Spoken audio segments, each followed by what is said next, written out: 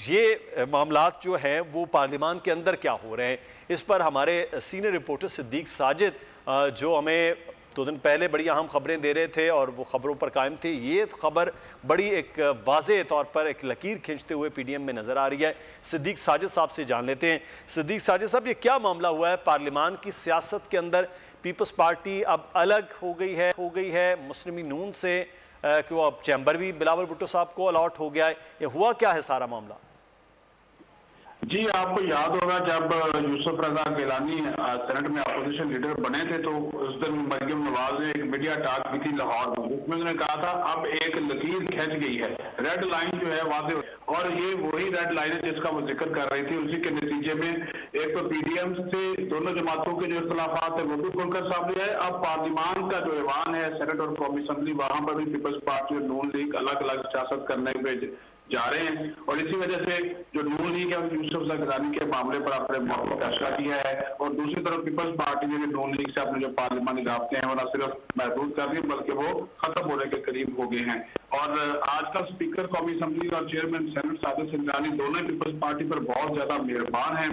Almost गुज़श्ता 3 दिनों के दौरान 2 मरतबा टेलीफोनिक राब्ता हुआ है यूसुफ रजा गिलानी का और स्पीकर असद कैसर का, और फिर एक दरखास्त पीपल्स पार्टी की जानिब से दी गई और उस दरखास्त को एक्सेप्ट करते हुए स्पीकर ने बिलावल भुट्टो को अलग चैम्बर भी ऐलान कर दिया है। पहले तो जितनी भी अपोजिशन की मीटिंग होती थी मुश्तरका तौर पर सारी शहबाज शरीफ का जो चैम्बर है अपोजिशन लीडर के तौर पर, वहां पर एक अलग चैम्बर भी बिलावल भुट्टो सरदारी को दिया गया है।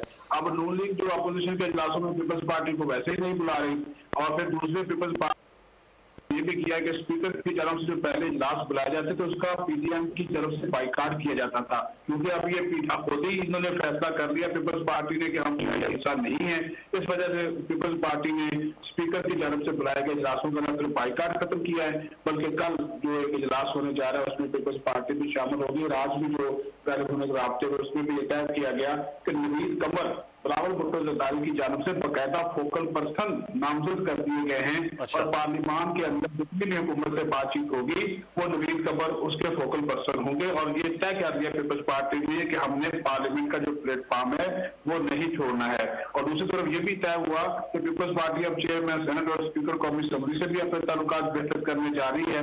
दूसरी तरफ हम सिर्फ पीपल्स पार्टी की सेंट्रल एग्जीक्यूटिव कमेटी के फैसले का इंतजार कर रहे हैं कि वो सीटों के मामले पे क्या फैसला करते हैं, उसके बाद फिर हम अपने अहम फैसले करेंगे।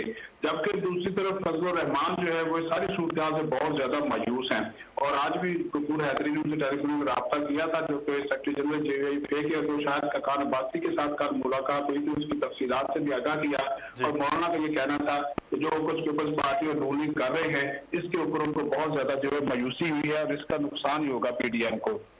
बिल्कुल, ये मौलाना फजलुर रहमान जो सरबराह हैं वो खासे मायूस नज़र आ रहे हैं कि दोनों बड़ी जमातों ने जो किया है पीडीएम को नुकसान होगा, पीडीएम के कॉज को नुकसान होगा। बहुत शुक्रिया सिद्दीक साजिद, हमारे नुमाइंदा खुसूसी सीनियर रिपोर्टर हमें आगाह कर रहे थे कि पार्लियामान के अंदर अब अगले आने वाले दिनों में क्या होगा। राना एहसान साहब से आगाज़ करते हैं। राना साहब, ये क्या हुआ पीडीएम में? क्या वो वाकई लड़ाई हो गई है कि अब पार्लियामान से अंदर, पार्लियामान के बाहर जिस किस्म के बयानात, और उसके बाद अब इवन अपोजिशन जो है उसके अंदर एक अपोजिशन नज़र आ रही है अलग से, क्या वजूहात हुई हैं? ज़्यादा देर आप चल नहीं पाए हैं साथ। देखें, बिस्मिल्लाहिर्रहमानिर्रहीम, बहुत शुक्रिया।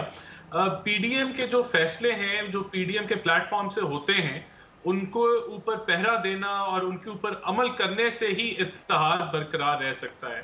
और देखने में प्रॉब्लम यही बना कि जब जो पीडीएम का फैसला था उस फैसले से अलग होके पीपल्स पार्टी ने अपना जो है लीडर ऑफ ऑपोजिशन जो है वो सिलेक्ट किया, और उसमें पीडीएम को जो है वो मुशावरत में नहीं लिया। देखिए, अगर पीपल्स पार्टी को बहुत ही ज्यादा जरूरी था कि गिलानी साहब को बुलाना ही था उनको, तो असूली जो रास्ता था वो ये था कि पीडीएम की मीटिंग बुलाई जाती और उसके अंदर पीपल्स पार्टी ये रखती कि हमारे लिए बड़ा जरूरी है, आप हमें सपोर्ट करें। लेकिन उस प्लेटफॉर्म को इस्तेमाल नहीं किया गया, बल्कि जो है वो ऑपोजिशन से अलावा सेनेटर्स की सपोर्ट ली गई। तो ये सारे मामला जो हैं इसने जो है डेफिनेटली एक पीडीएम की उसकुन बात की।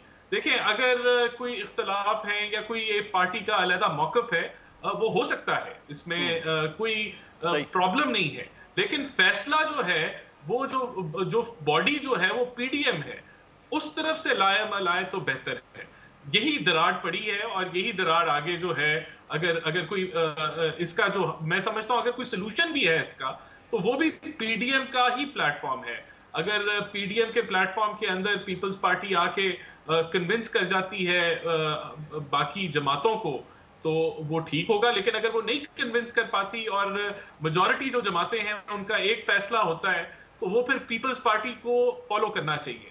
बिल्कुल सही है, पीपल्स पार्टी को फॉलो करना चाहिए। लेकिन बहरहाल सरबरा मौलाना फजलुर रहमान साहब भी खासे सारे अमल से मायूस हुए हैं। जो एक असल मामला था वो था हुकूमत को गिराने का, उसमें तो अब शायद पीछे चले गए, आपसी इख्तलाफात, आपसी बयानात ज़्यादा हो रहे हैं। तो उस्मान सईद बसरा साहब, हुकूमत के पास क्या है पाकिस्तान पीपल्स पार्टी को देने के लिए कि वो अब शेर व शकर हो गई है, पार्लियामेंट का हिस्सा हो रही है, वो अलग उनको चैम्बर अलॉट कर रहे हैं, वो उन कमेटीज़ में भी आ रहे हैं जिन कमेटीज़ में बाकी अपोजिशन बात भी नहीं करना चाह रही है। तो क्या कोई रिलीफ दे रहे हैं आप, एनआरओ दे रहे हैं पाकिस्तान पीपल्स पार्टी के लिए कि वहाँ राहें आसान हो रही हैं आपके लिए?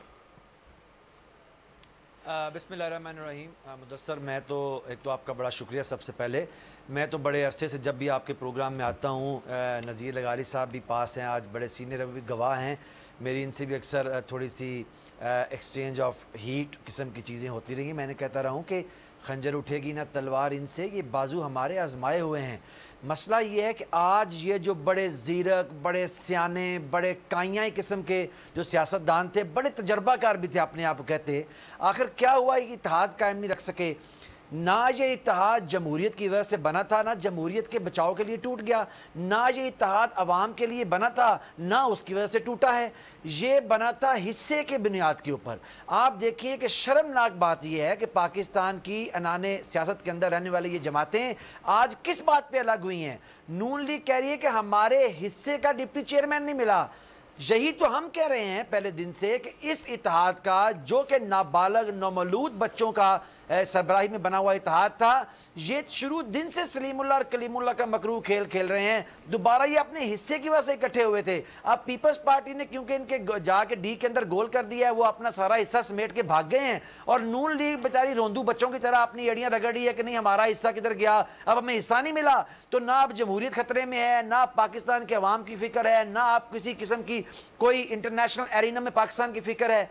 देखिए मुदस्सर, बात यह है, ये इत्तेहाद बना था करप्शन बचाने के लिए, एनआरओ लेने के लिए। ये इत्तेहाद बना था अपने अपने हिस्से बटोरने के लिए, क्योंकि नून लीग और पीपल्स पार्टी अपने अपने हिस्से के अलावा सियासत में रहना ही नहीं चाहती हैं। अब मैं भी सवाल उठा रहा हूँ आपके साथ मिलके।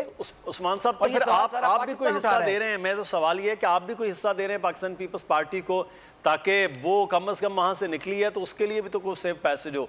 आप क्या हिस्सा दे रहे हैं पीपल्स पार्टी को? देखिए, एक बात मैं बिल्कुल आपको दोबारा कैटेगोरिकली कह दूं कि पाकिस्तान की जो अपोजिशन की जितनी जमातें हैं, इनकी सियासत का महवर नंबर 1 करप्शन है, नंबर 2 उस करप्शन को बचाना है, नंबर 3 तवातर से झूठ बोलना है। अब मसला ये है कि झूठों का ये इकट्ठ जो था अपने अपने हिस्से का लालच किए बैठा था। अब पीपल्स पार्टी अपोजिशन की सारी हिस्से की गेम में ज्यादा हिस्सा समेट के तो अपना आराम से बैठ गई है। हमारी हुकूमत जो है, जिसके सरबराह मेरे वजीर आजम, आपके वजीर आजम इमरान खान है, कैटेगोरिकली कह चुकी है कि एनआरओ नहीं मिलेगा, नंबर 1 किसी सूरत नहीं मिलेगा। आप 11 जमातें भी मिल गई पाकिस्तान में करप्शन की सुर्खेल, आप 225 भी मिल जाएं तो भी एनआरओ नहीं मिलेगा। कोई प्रेशर हम इस पे कबूल नहीं करेंगे, आपको हिसाब देना होगा।